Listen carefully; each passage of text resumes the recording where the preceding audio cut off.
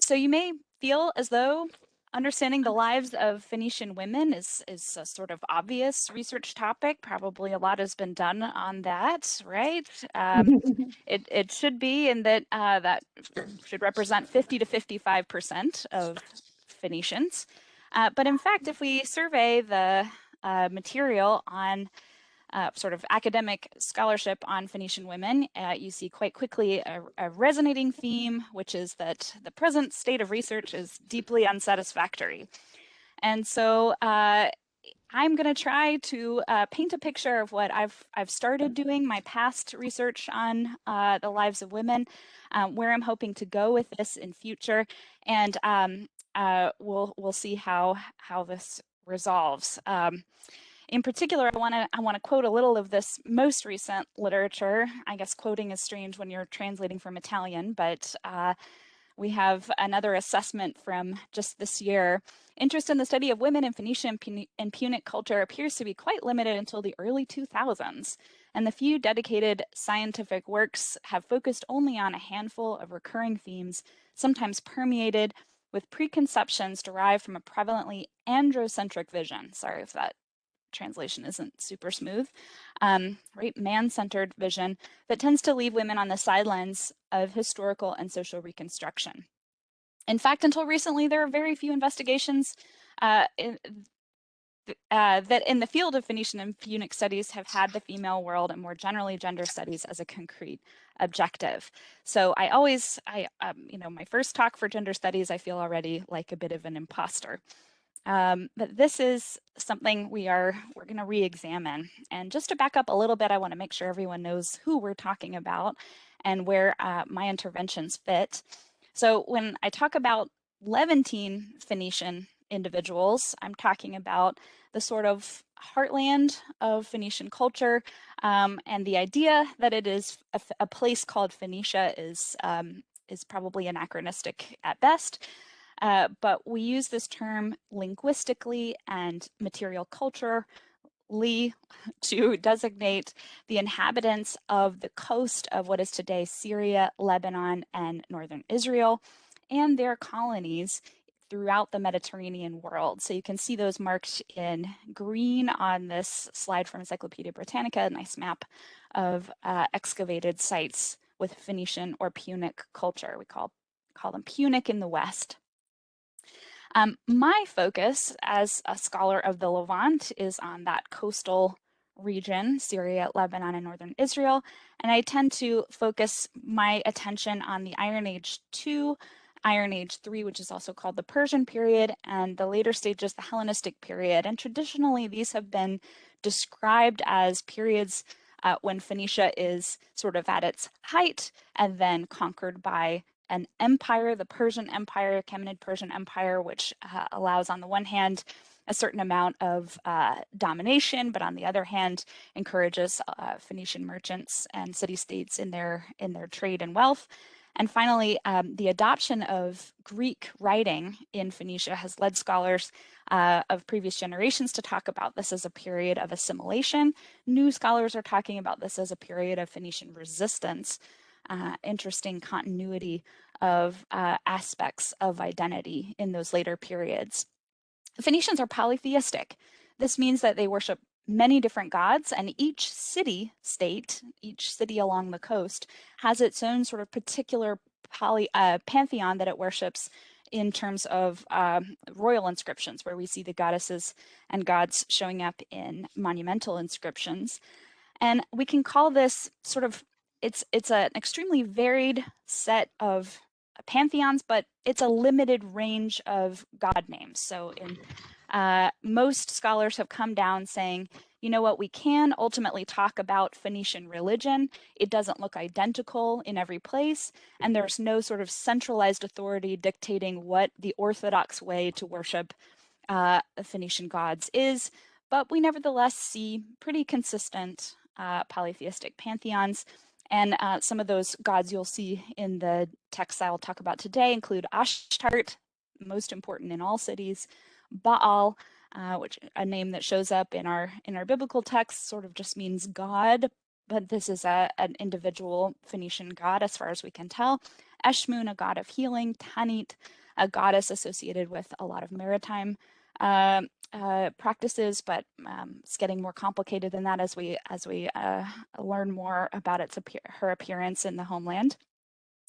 But all of our study of Phoenician polytheism is complicated by Egyptian deity names that show up in these Phoenician areas, by divine epithets, that is, titles used in place of proper names, by toponyms attached to aspects of these deities, so Ashtart of a place, etc., and other variations in god names. So it's a challenge to sort out any clear picture of Phoenician polytheism, but that's my 1-minute summary.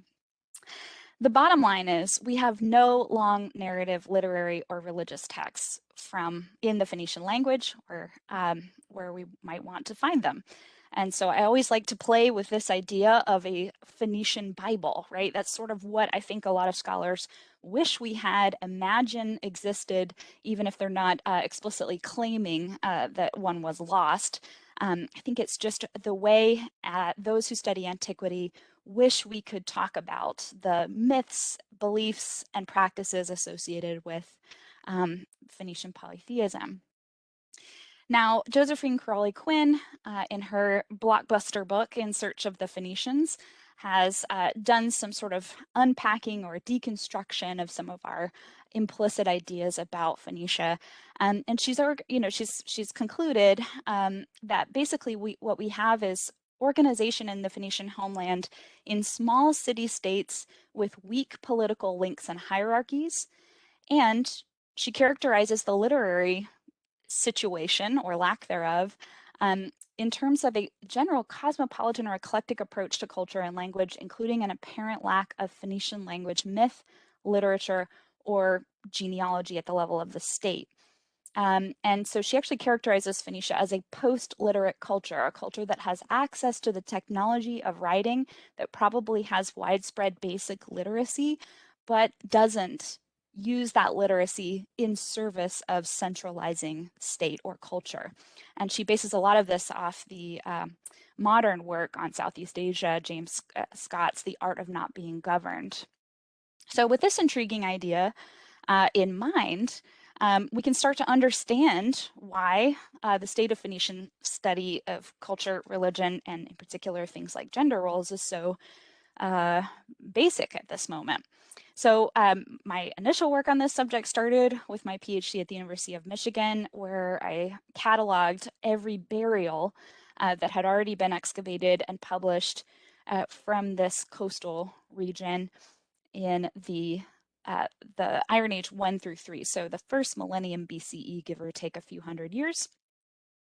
And I tried to separate that data according to regional city-state identity. In other words, not taking for granted that we would see any patterns shared across these micro regions of this territory. Now, because of that, I was, right after my dissertation was finished, invited by Mark Woolmer to contribute a chapter to the Blackwell Companion to Ancient Phoenicia on Phoenician women. And at the time, I had written not a single word on the subject, and I had never taken a class on gender studies of any type in grad school. But I was a woman, and I think he had been given many rejections before me. And so I thought, maybe my database of burials is a great way to do this. And I wrote up the chapter, 3 different case studies from different sort of socioeconomic backgrounds, one royal burial, one elite burial, and one non-elite burial that I could sort of flesh out into a kind of biography. And then I followed that with the sort of pat 4-part discussion of Phoenician women's agency and specialization. And I felt pretty proud of myself. I finished it up, I sent it off, and of course, as many of you guys know who were on this volume, it was put on hold indefinitely and never published. So that chapter sat dank in a Word document in my computer for several years. And as I began thinking more and more about this, I started to become more and more embarrassed about how I had approached this subject. In other words, sort of reproducing stereotypical gender roles based on probably generations of scholars from the 20th century and what they expected women to have done, and not really being able to show concretely any women sort of staking claim to these areas I had outlined in my chapter. So, like I said, that volume died on the branch, and I'm lucky it did, because Barbara Marstadt wrote to me in 2017 and said, I heard you wrote a chapter on such and such. She hadn't read the chapter. She invited me to the colloquium that became the source of this write-up after the fact. And it was only when this article was published a couple years later in 2019 that I learned that she had also invited tons of people who said no before inviting little old me. She says the most common reply to her invitation was, wow, this is an exotic topic. I wouldn't even know what to contribute. Or this topic is just too complex. It's just nothing going on. There's no research. You'd have to start from scratch. But once again, me and my naivete had said yes, and I was actually given the place of prominence to present first, despite having almost nothing, no experience to speak about this. So in that talk, I outlined 7 working assumptions, sort of a methods paper. And I'll skim those 7 working assumptions first, just to show you where my thinking is and where I'm trying to go next. So this first working assumption was straight from my methods as a baby grad student, that Levantine Phoenician material deserves independent synthesis outside of comparative stuff from the Punic world, right? We all know the city of Carthage, it has something like 6,000 funerary inscriptions. We've got incredible archaeological remains because indeed Carthage was razed to the ground, which makes a nice preservation pod. But we deserve to look at the Levantine Phoenician material in its own terms and not stitch together Phoenician identity from these disparate elements. So yes, Nancy asks, what is Levantine? Apologies. Levantine is a terrible colonial word that comes from the French levant, meaning rising. It's the direction in which the sun rises if you're standing in France, which is east. So Levantine Phoenician coast I use to refer to that eastern coast of the Phoenician material, meaning what is Syria, Lebanon, and northern Israel. So the Levantine Phoenician sites are those in the homeland, the heartland, as opposed to those in North Africa or Spain or Sicily or Sardinia, where they set up colonies. Great question. Thank you. Yes, absolutely. We've got great colonial spies in the chat making comparisons. Yes. Okay, so the second 2 working assumptions I proposed at that time were I really wanted myself, speaking to myself, but also our field, to be explicit in every case about which women you're hoping to recover or interrogate, and to keep working to distinguish individual women from the social roles they played. So I spent more time on this in that sort of larger paper, but in short, right, we want to acknowledge that our sources depict different kinds of pictures of women.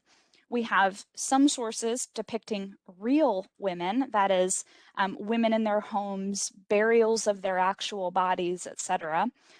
We start quickly moving into how women wanted to be seen, idealized women in the form of stylized portraiture, inscriptions that are paid for by a woman, inscriptions made about women, figurines, masks, and other portable arts. And of course, I don't know what to call these, super women. I like it. Depictions of goddesses, which are often in the history of scholarship used as ciphers for understanding women in their societies. And Eddie literary accounts where a single woman is sort of used to stand in for ideas about Phoenician women more generally. And so with that kind of hanging in the background, a further step to take is to privilege emic evidence, that is, evidence that comes from Phoenicians themselves, these women in coastal Syria, Lebanon, and northern Israel, Palestine, privileging those emic sources and be explicit about where and why we want to bring in cultural comparanda from other places, etic comparanda, why we should adopt ideas from other cultures and say this is probably how Phoenicians did it too. And so in the particular case of Phoenician women, looking at the history of scholarship, we get a lot of comparative stuff brought in from basically 4 different regions in a period of about 2,000 years. So depending on who you are, depending on your training, depending on the argument you're trying to make, you might pull from our evidence from Ugarit, a late Bronze Age city-state in Syria that was destroyed at the collapse of the late Bronze Age, from Aegean women, either classical Athenian women or Bronze Age Aegean sites, Egyptian women, or neighboring Israelite or even Philistine women, but especially Israelite and Judahite women as depicted in the biblical texts. This is fun. It's a fun sandbox to play in, but it can be methodologically complicated to justify why this aspect of Israelite culture in the year 700 should be used in this case, and this aspect of Syrian culture in the year 1300 BCE should be used in this case.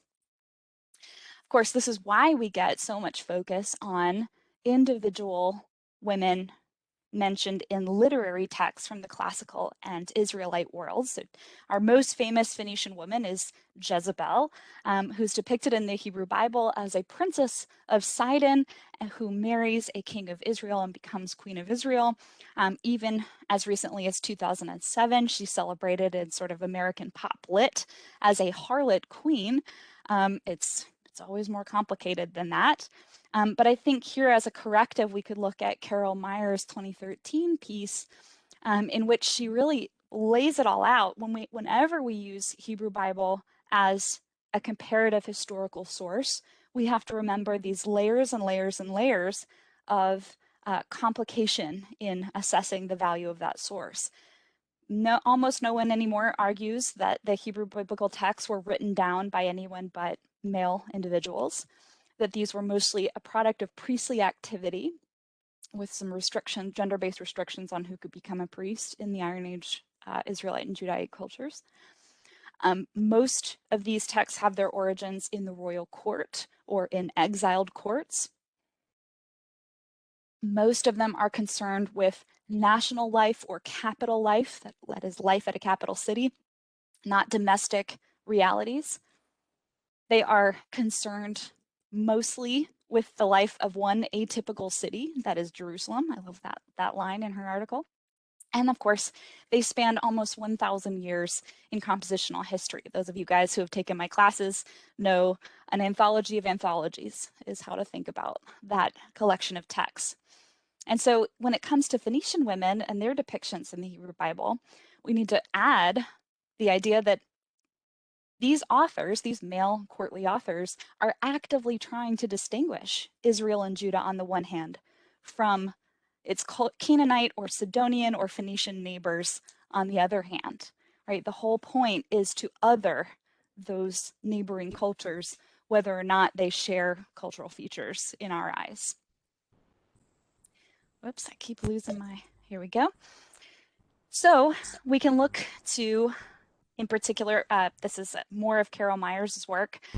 We can look to even internally within the artifacts from Israel and Judah, a contrast between depictions of women in the Hebrew Bible and artifactual or iconographical depictions of women. One of the most iconic elements of this are these drumming figurines, these pillar figurines holding what we think are drums, hand drums. And Dr. Myers, who's emeritus professor from Duke, has done a lot of work on these in particular. But she argues that this hand drum is an instrument specific to female drummers, female musicians. And she argues that the frequent claim that women did not take part in public religious occasions in ancient Israel, this is based in Hebrew biblical texts, needs to be contested in light of readings that take extra biblical artifactual evidence like these figurines into account. In addition, recognizing the existence of women's performance traditions allows us to acknowledge that women had the benefit of participating together in professional associations. And she's, this is actually from a popular piece available freely online, but she's done very in-depth study from a more academic perspective as well. So this raises just a quick footnote I wanted to add, because Dr. Matthews very kindly found this lovely image for my talk flyer. And I got curious about it because I haven't seen this one before. I was able to reverse Google image search it and locate it. It's a drawing prepared for a 1911 volume on the history of dancing. It's actually from Cyprus. And the volume itself doesn't give it a date, but from other ring dancers that I've seen in various museums around the world, I'm guessing it's a Cypro-Archaic period item. And this is possibly later due to the naturalistic depictions of the faces. But this is a trope that appears in Cypriot art depicting what sometimes look like women and sometimes look like a mixed bunch of dancers in a circle, sometimes with musical instruments, sometimes not. How much can an object like this tell us about Phoenician women if we're looking at it through the lens of a kind of, I don't know, stereotypical trope that is used over and over again in different media on the island of Cyprus, where we have Phoenician colonies over the course of several hundred years? I actually love this drawing, and I think it's a perfect example of the methodological pitfalls of the sources I'm talking about.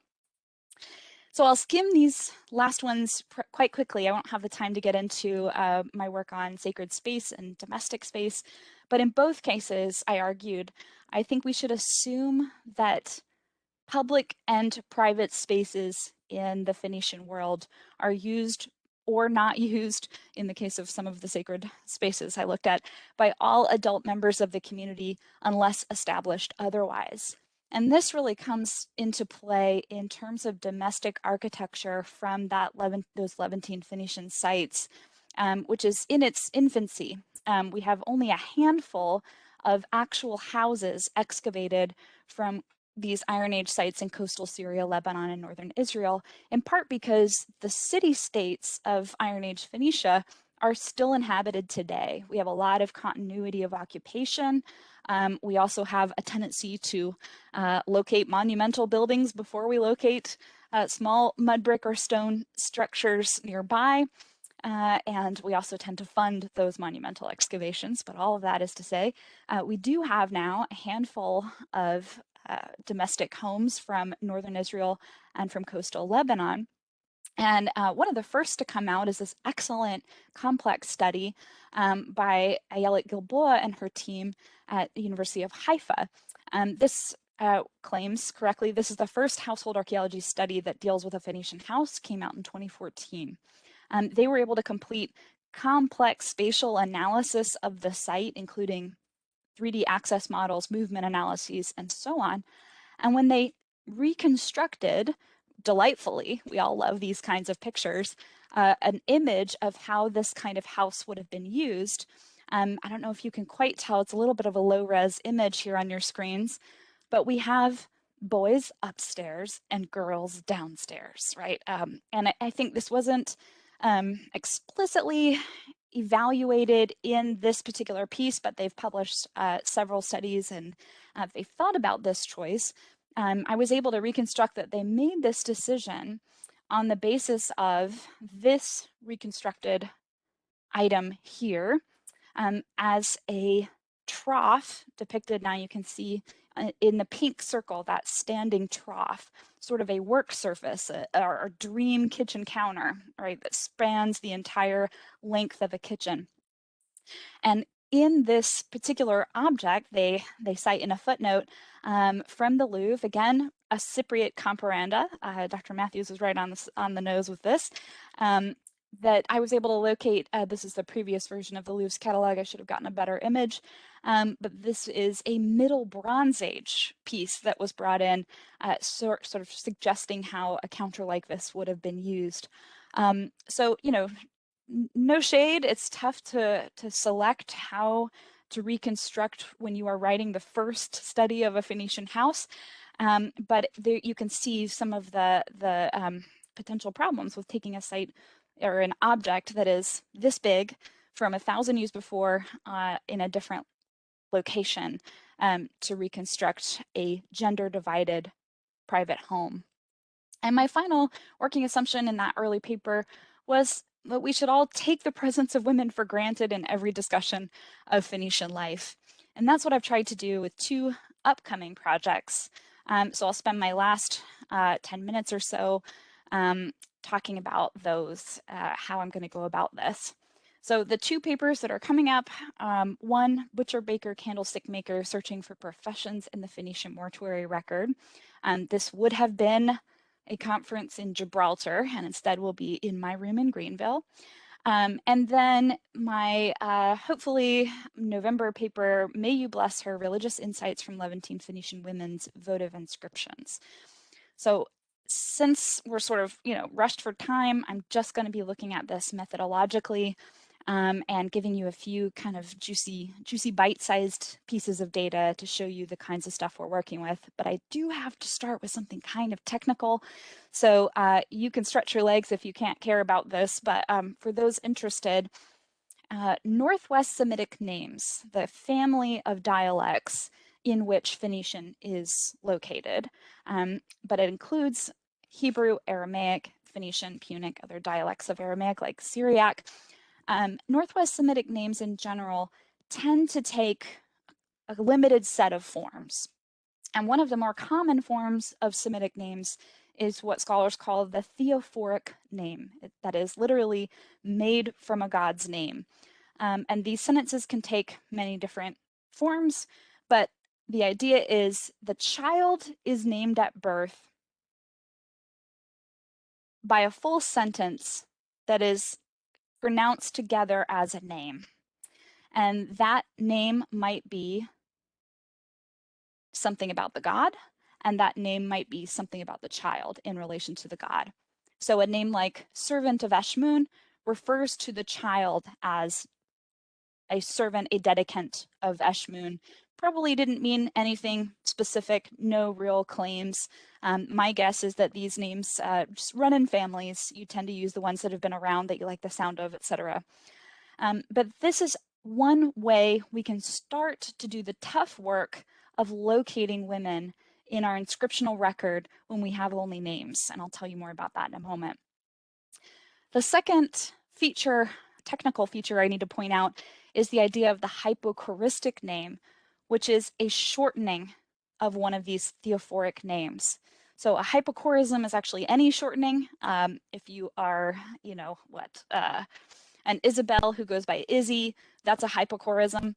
But in terms of Northwest Semitic prosopography, the study of personal names, a hypochoristic name removes one of the elements of a full sentence here. Oh, excellent. Thank you. If you guys are looking at the chat, you'll get some great extra context about how names work even today. We still have a lot of this going on today in Arabic. Yeah, excellent. Absolutely, we've got some of this going on in ancient Egypt, and you'll see, in fact, this name, something like Pat Isi.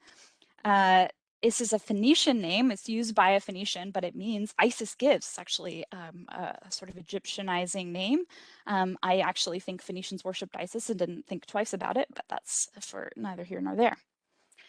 So with this in mind, that we have sentence-based names that sometimes refer to the child and therefore might mark its gender. And on the other hand, we have shortened names that might come from that same idea of sentence-based names, but miss one of those elements. So Garata, another very common female name in Phoenician, servant of, you know the one, some deity, you know the one.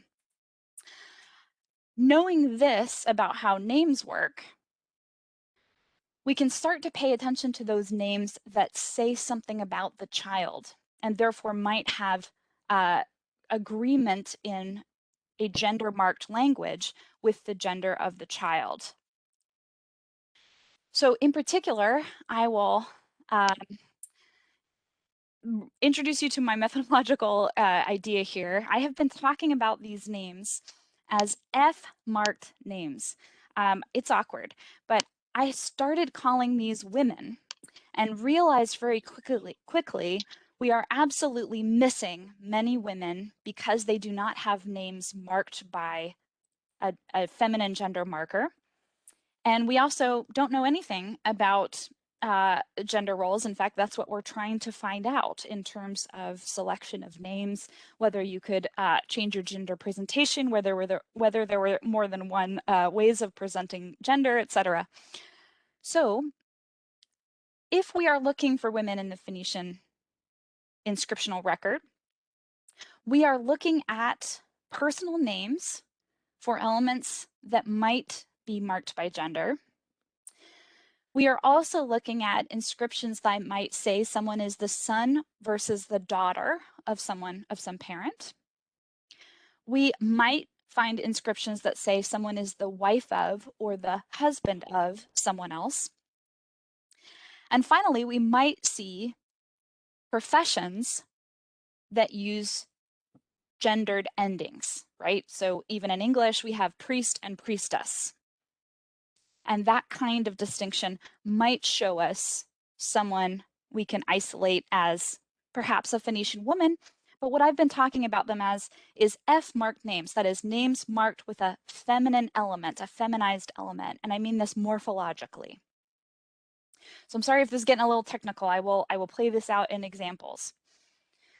So taking a small subset, just the Iron Age stele published in Ellen Sader's 2005 work, which isn't actually all Iron Age stele or sort of pre-Hellenistic Iron Age stele from the Levantine coast. But these are 62 well-studied, well-published funerary stele. In that small little corpus, we have 23 mortuary stele that have no inscription at all, that just have an image. We have 10 inscriptions that have one of these F-marked, feminine marked features that probably indicate a woman.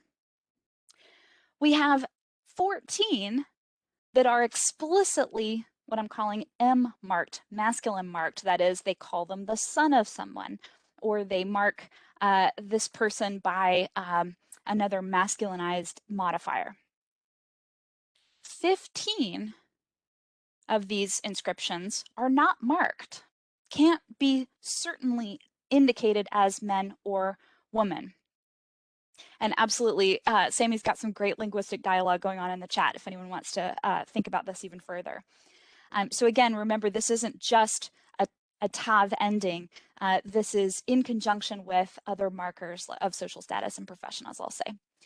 So this group of 15 have historically been described by scholars as men, right? Well, we have 10 women in the record, and these other 29 are men.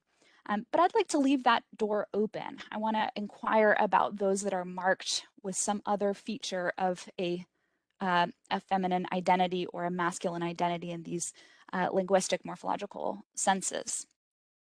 Now, that is a super small n number, n of 62, not statistically very significant, but it is consistent with the larger Phoenician and Punic language corpus where this has been counted.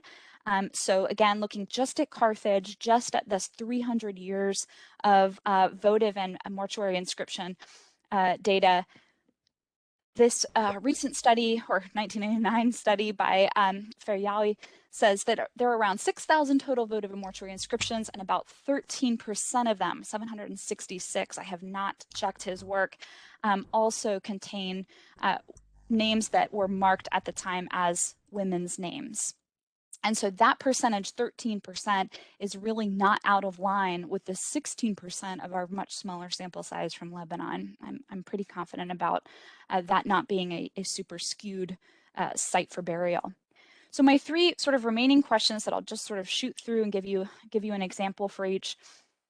What social relationships or network information is therefore available with these F-marked grave stele, these possible women? How are they presented? If we're just looking at that corpus, we see some interesting patterns. First, that 4 out of the 10, right, again, very small numbers, just give their name, and that's how their gravestones work. This is for a woman. Here's her name. Another 5 are listed as the daughter of someone, and one more is listed only as the wife of someone. Right, so in that corpus of 10, a preference between, sort of having just your name stand alone, and 4 out of 5 offer the daughter of a male name. So this is a very common example. This is how junky they can be. This is for Kalbat, daughter of Absakon. This is a woman, daughter of a man, or at least an unmarked name. And this particular stele is a great simple example of how these can look.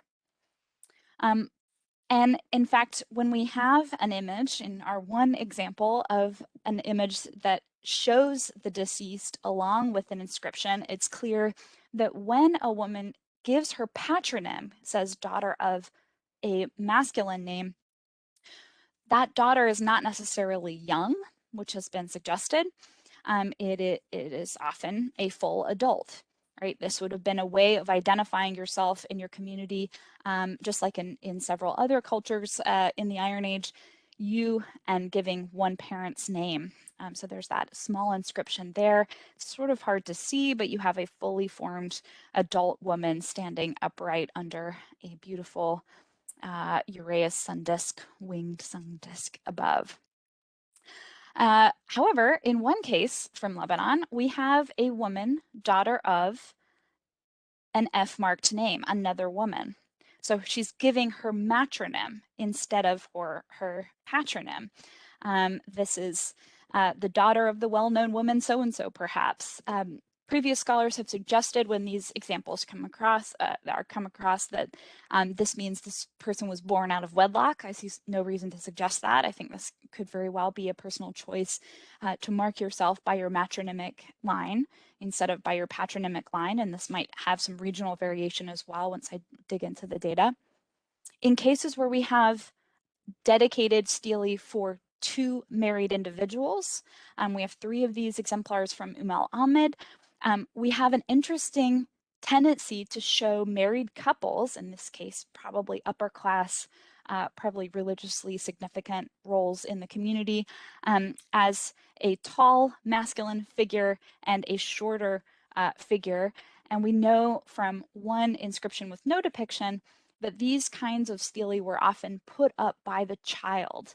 This is the stele of Baal Shamar and Li'amon, his wife, which their son Ozi Baal erected for them for eternity, this expression, La'olam. And so, second question, can we say something about titles or professional associations with these F-marked inscriptions? Well, we can say the one most consistent title marking F-marked names, and perhaps the dominant one in the entire corpus, although I haven't run all of these numbers yet, is the marker of a priestess. We get this title with women's names quite often, and it's one of the very few titles we get. Religious titles that aren't necessarily the marker of a full-time professional priestess, but might indicate a social role in the community. There are a couple of exceptions that sort of prove the rule. The sarcophagus of Eshmunazar mentions the mother of the king, who is described as a queen, Malkat, in addition to being a priestess of Ashtart. We have one cinerary urn, which is actually quite charming. This is the gathering together of the cremated remains of Gerat Milk, who is described as priestess of Ashtart Hor, which might mean Ashtar of Hor, might mean Ashtart of the window, depending on which epigrapher you like, whose bones were collected by Ito Baal. We mourn her, right? A little grieving line there on this inscribed cinerary urn. So again, a specific kind of priestess, but a kohanat nevertheless. And finally, another example, I had to go all the way to Carthage to get another professional title, and this one has been heavily debated. So again, an exception that proves the rule. The tomb of Shibolat, merchant of the city. And in fact, there are plenty of scholars, especially early generation scholars, who wanted to make this into a cultic title as well. She can't possibly be a merchant. She must be some specialized cultic functionary. So there's still work to be done on professional titles, but these are 2 leads to examples outside of that Kohanat? And finally, what other kinds of religious information is available if we're looking at this microcorpus of F-marked inscriptions or depictions? And I would argue there is a lot more to be done than has been done. We can actually talk about the specific idealized depictions of women on their mortuary stele or funerary containers like sarcophagi, precisely because they represent some not portrait of the woman, but idea of a pious wife or idea of a pious daughter, and what that would mean in terms of iconography. We can also look at gifts given to the gods by Phoenician women by F-marked names, like this ivory box, a complicated example, actually found from the Nanarningal temple in Ur, where it may have been taken by an Assyrian military fellow who looted a Phoenician temple and took it home to give to his own gods back in the heartland of Assyria. This is an ivory box. It's actually quite small, 11 by 5 centimeters, give or take, which Amat Baal, daughter of Pat Isi, servant of our Lord, gave to Ashtart, her lady. May you bless her in her days. So this is one of a handful of votives given by Phoenician women.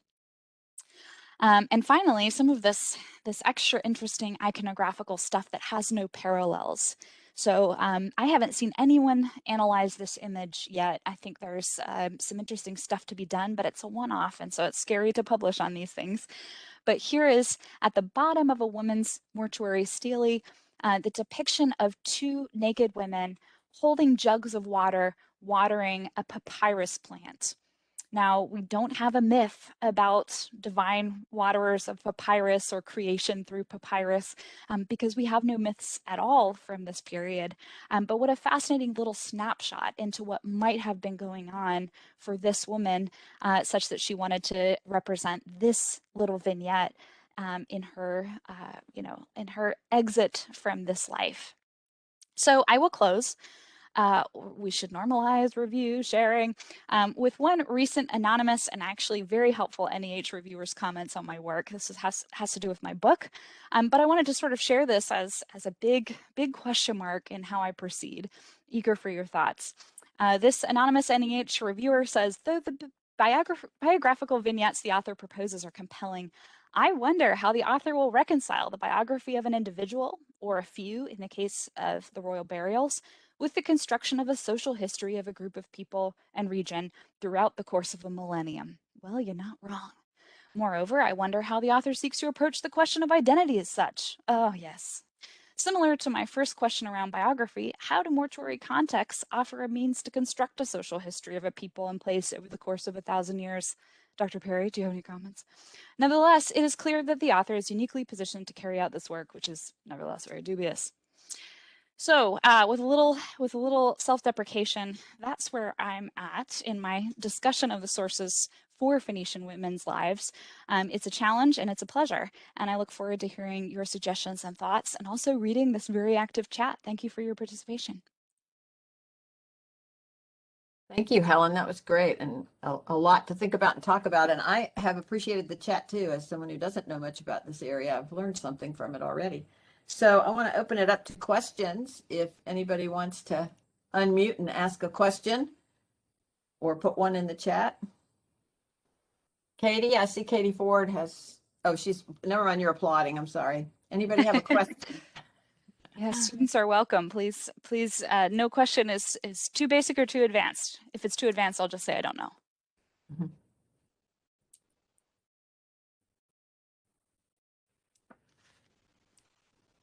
Thank you to Dr. Ahuvia and her students. Thank you for coming.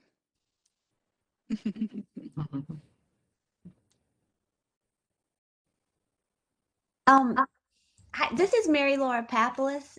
I have a question if no one. Hi, Helen. This is a great talk. Really fascinating. And I'm jumping in since no one else has a question because I wonder if this is just kind of was a detail of your talk that intrigued me because I work on early 20th century stuff. And I was fascinated by the magazine picture, or the picture of the women from that 1911 article. Yeah. And I was wondering where, if you know where that article was published It's and a what it's kind a of. it is a book on the history of dance, but it is quite small and it has actually been completely digitized, like it's out of copyright. So it's available on a website that I think is kind of misleadingly called Bulfinch's Mythology, but tries to pull together a lot of this sort of um, late 19th, early 20th century thinking on comparative mythology. So it's beautiful. It worked well for for Google image reverse search because they've added all of the illustrations with the original captions there. So if you shoot me an email, I'll put my email in the chat. I'd be happy to actually send you the link, but it should be easy to find. That would be great. Thank you Yeah, so much. yeah. I just have a comment, Helen. This is Megan. Hi. Hi. So the physical anthropology meetings are now, it's biological anthropology, are going on right Congratulations. now. Yeah. Thanks. Yeah, no more racism, right? No more, Yeah. that's not likely. But anyway, there's a colleague of mine, Chris Stantis, was a postdoc scholar at Bournemouth in the UK. And she's doing a lot of work on Bronze Age burials from Phoenicia, essentially from Lebanon. And I was thinking you two should maybe like hook up and share her data, what she's finding with sort of how she can sort of answer questions based on the skeletal analyses and stuff that she's doing. So I can send you her email unless That would have be it already. fantastic. Do you Okay. happen to know if she's referring to them as Canaanite? I don't remember. Okay. Yeah, Why? it's just out of curiosity, I'm wondering where the field is. There's such a stark divide between physical remains excavated from our Iron Age sites, which are all quite old, in fact, dating some to the 1860s, right? The kinds of excavations we have include, yeah, like you saw some of those line drawings. A dotted line is the spine, and yeah. And the Bronze Age sites, like at Saida in modern Lebanon, southern Lebanon, where we have these incredible, what they call warrior burials, being studied very well by expert. I mean, we've got such better publications. Yeah, she's been looking at some of the warrior burials and really that's critiquing great. that, actually. Yeah. And I think that yeah, we have folks in the chat saying yes, we're Canaanites. I think that Bronze Age material is going to be key to answering a lot of questions we have about the Iron Age, and that how much continuity or discontinuity is there across that collapse in various regions, but also in terms of actually being able to sex skeletons, actually being able to look at some of this isotopic, how far are people coming from, etc. I remain skeptical that genetics will tell us anything interesting about Mediterranean populations, since we've got so much interconnection going on, but I'd love to be in touch. It's such an exciting moment in that subfield. Yeah. Okay, I'll Thank definitely you. send you her info. Thanks. I see some hands, Holly. Should I call on people or? Yes, go ahead if you can see them. Yeah, I'm sorry I didn't notice who's in what order, but Hanan, are you available to unmute? Yep, yep, I'm here. Hi. Hi, Helen. First of all, congratulations on this exciting topic. It's about time, what's happening with the world to start talking about, Phoenician women. Amen. And yeah, amen, indeed. Just to jump in on what Megan said, yes, indeed, both Chris Stanton and Nina Maren are working on the on anthropological remains from Lebanon, and this is with the ERC project on the origins of the Hyksos. Oh, And yes, that's great. yes, and so they will write within this project. They have their books coming up, and of course, like what you know with the Director General of Antiquities in Lebanon, that the preliminary report has to be published in BAL first, and they submitted it already, and Wow. so we should be seeing it coming, being published probably in the next 3 years in BAL, and then again in the ERC project. And being involved in a part of it because of the material, the bone material from Arqa, Tal Arqa, which is ancient Irkata in northern Lebanon. And we have about 30 burial. We contributed 30 burial. Actually, they have a lot to say. Great. And not about the ethnicity, but more about the mobility of Yes. these populations. So that's also another angle that is worth considering. Wait, which one? Fantastic to hear. Ar'a? Arqa, Arqa. Who's in And charge of the excavations? well, the excavation stopped in 2014, and the excavation project also was halted in 2017 because of the death of the excavator, Jean-Paul Talman. And I'm in charge of the archives and the publication projects for all periods of the site. All right. Mabruk, that's Could so you exciting. post your email in the chat, please? Oh yeah, sure, of course. And again, also like another comment, just to touch upon, piggyback on what Erin said in the morning. Yeah, hi, Erin. Yeah, so I mean, again, you know, the household and then the role of women in the Phoenician cities. It's special, especially for mainland Phoenicia. We know very little about these. Exactly. So I'm hoping with the new excavations, you know, we have the new excavation in Batroun, the ones in Tel Burak, and the reconsideration of the excavation of Ar'a, because we have houses and we have also a temple over there from the Iron Age too. So we hope that we will be able to contribute something on this topic. It's going to be amazing. I mean, I think we're now over a dozen Iron Age sacred spaces, and we're creeping up on almost, I think, 8 domestic houses now. So it's getting crazy. Yeah. Indeed. Thank you so much. Thank you for joining and for sharing all of that great, exciting news. Oh, it's a good time. I see a hand from Aaron in real life. Hey, Helen, thanks for a great talk. Had a question about, you know, how you view gender in archaeology, and if those sorts of theoretical resources have been helpful, and how you would critique them. Yeah, an entire subfield. One of the most helpful pieces, I just have to pull it up to make sure I get the citation correct, is this special issue. Here we go. I'm going to put it in the chat. Ooh, all caps. Looks like I'm shouting. I'm not shouting. This is from 2019 in the Journal of Hebrew Scriptures.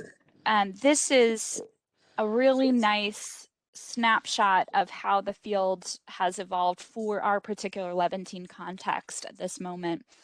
And I think, you know, I might be in a way, oh gosh, this is such insider baseball, but I'm sort of like giving the identity talk on gender right now from this morning, in that that we get so hung up on identifying women's spaces and men's spaces, and women's tasks and men's tasks.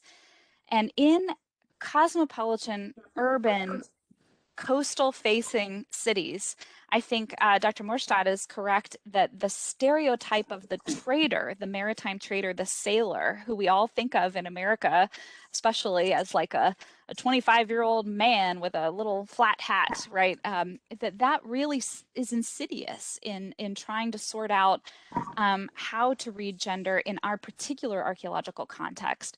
And so I think that the theoretical work that's been done is extremely useful. But of course, for most places, they're dealing with so much more data. So the stuff that I get really excited about is the material from Attica, gender theory as applied to Attica and the classical Greek world. But of course, there we have a plethora of literary texts to back that up. And so we can read spaces in their you know, textually contextualized nuance, and it's impossible to use those examples in our spaces in the Levant. So right now, where I land is that I find most intellectual kinship with those who are doing this kind of cutting edge work, Sarah Scheckman in particular, doing really excellent work on gender in the Levant, and also some really cutting edge studies on Egyptian domestic contexts. And there, I mean, they're just challenging every stereotype we inherited from Western scholarship. So we have mixed use spaces that are not just mixed gender, but also this is the cooking area. It's also the hearth area. It's also the weaving area. It's also, I mean, we're just talking about spaces doing so much heavy lifting that it doesn't make sense to talk about them in gendered ways. And so that opens up new, interesting research questions that are totally separate from the ones we've been asking. So it feels like it can open a stalemate, but it will take looking site by site. Okay, here's the Achaemenid period port in, you know, Arwad or whatever. What do we do with these structures? So sorry, that was both too specific and too broad, but No, thank you for that, okay. for the reply. I mean, I think actually the most important thing is that we're asking the questions, right? Yes. Yeah. I mean, these questions have been ignored for decades or have been placed in such stereotypical fashion that either modern biases or ancient biases are put forward as fact instead of as a bias. That's right. So thank you for your work and keep it up. Thank you. I see a hand from Randy. Yeah, thank you. This was very interesting. So to kind of follow up on the gender question, and this may be naive because of my ignorance of Phoenician archaeology, but are there any patterning in terms of burial grave goods in between males and females, or even you mentioned elite versus commoners in women? Has any of that been worked out or done? Oh man, that's how I got started on this to begin with. In my database of Phoenician burials, I reproduced excavators' identifications. And when you look at excavators' identifications, you know, they say, wow, here's a woman's grave. It has these wonderful kohl eyeliner things, and it's got this marvelous makeup, and it has all of these bracelets. And then you slowly start realizing, oh, the bracelets and the makeup is why they identified it as a woman. It's not correlation, it's absolutely projection. And so no sexing of skeletons was even attempted. A lot of physical remains were eliminated. Yeah, we've got we've got Megan screaming in the chat. It's totally circular. And so after finishing my dissertation and being like, oh, oops, I started to rethink like, well, how are there any excavations where sexing of skeletons was done where the physical remains are still available for study in some, you know, Dejera trailer somewhere. And I think that inscriptions are our best and very minuscule bet in terms of correlating images of women on sarcophagi or mentions of F-marked names in inscriptions with physical remains. And that's what I'm just beginning.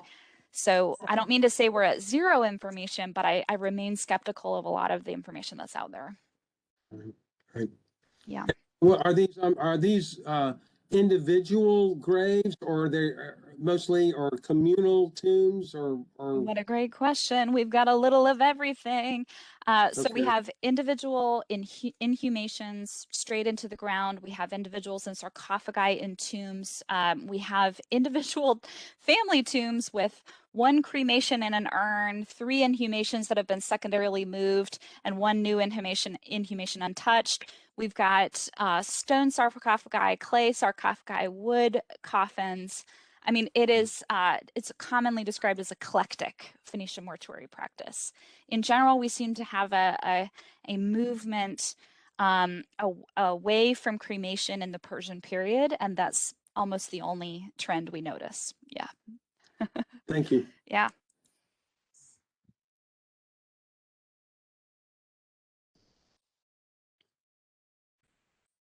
Oh, I see. Holly is trying to speak.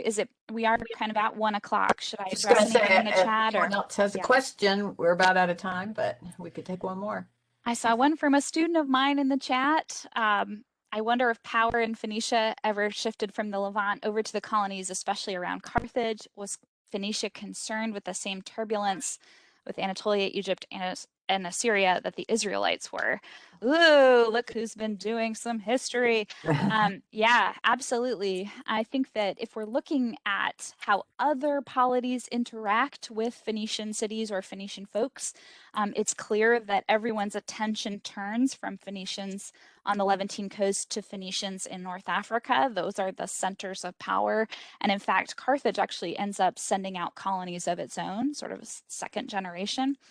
But I think when we're looking on the ground at those Levantine cities, we have absolute thriving into these periods. They're doing a great job of avoiding being too heavily controlled, of sort of playing one of these powers off another, and of making all kinds of money in the process. So I think it's fun to look both at the global Mediterranean and then zoom back in on this region and say, they seem to be doing fine. Yeah. Well, Helen, thank you so much. I know people have classes and things they need to go to, but we really appreciate it. It was fascinating. And I think we had so much good comment from the audience from all over. And that I learned a lot just reading their comments in the chat. So thank you to everyone. Yes. Thank you all for coming, from ECU folks to specialists to students. Thank you. And Sammy, I see your name. If you'd like to stay on, I'd be happy to chat a little bit further and meet you in person as well. You contributed so much to the chat. So Give you a virtual round of applause. thank you. Thank you, everybody. Bye, everyone.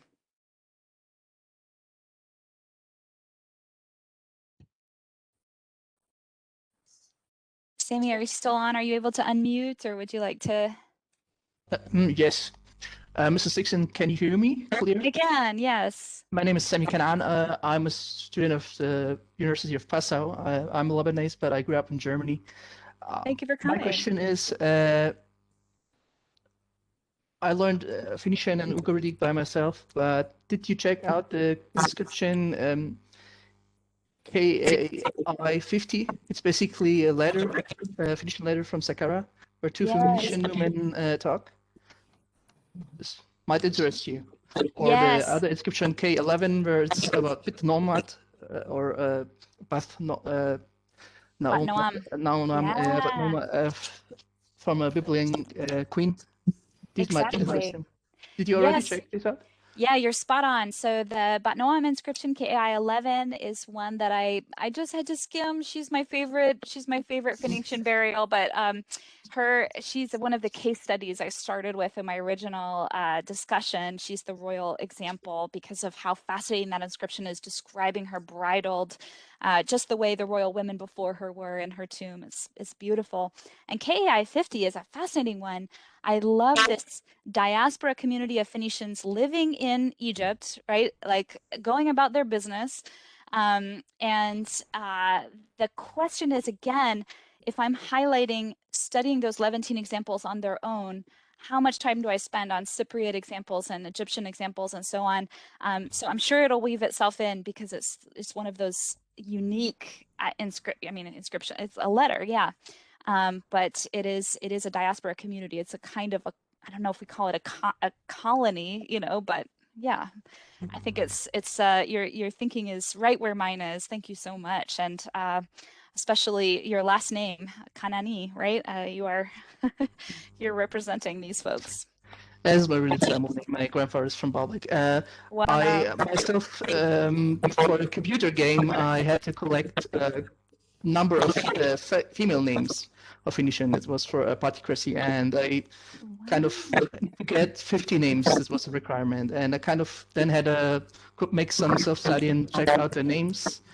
And a lot of times, feminine names have Ashtart, so Astarte, or Ashtoret in Masoretic Hebrew, and also Is or Is, the Isis included. And I actually think the stats show it's pretty gender neutral. We have so few female names that they dominate that corpus, but there are so many men that also have theophoric elements of Ashtart and Is. No, not just among the females. I have this trend that Ashtart and Isis are very popular among the females. That's true. While Melkart is kind of not so popular, and then there are some names with have this Milkort Yep. or a milk element, but they are more from Carthage. But I cannot say which god is meant with milk. It means queen, but it could be Tinit, Tanit. Exactly. That milk element is it's a real sticking point. Is it an epithet? Is it a god's name? I think there have been plenty of proposed a minor god, milk or something. I don't know. Yeah. Oh, that's cool that you had that project. I'm really Not the amount intrigued. is for me. I thought, oh, it would be easy 10, and then it says get 50 names of professions and get 50 female names and get 50 male names. So I also kind of figure out what the jobs of these females were. Oftentimes they were priestess. But this one inscription you already showed, where this Shubal is a trader or from a Maybe. trade ship. You Yeah. can read it as Sukhert or Sukhrut, as a trademanship. But I believe there were more professions, but they are not all attested because most inscriptions are very short. Exactly. Me too. That's just where I'm thinking. It's a shame, but we do what we can with the sources we have. I think in the future we will get something more if you dig more the main cities of Lebanon. Yeah. Let's hope. Fingers crossed. I'm so jealous on Ugaritic with this whole big text. You and me both. Thank you so much. Anybody else want to chat further? Shall we say adieu? Thank you, Helen. All right. Bye. Thanks, everybody. Have a great afternoon. Bye, Ashley.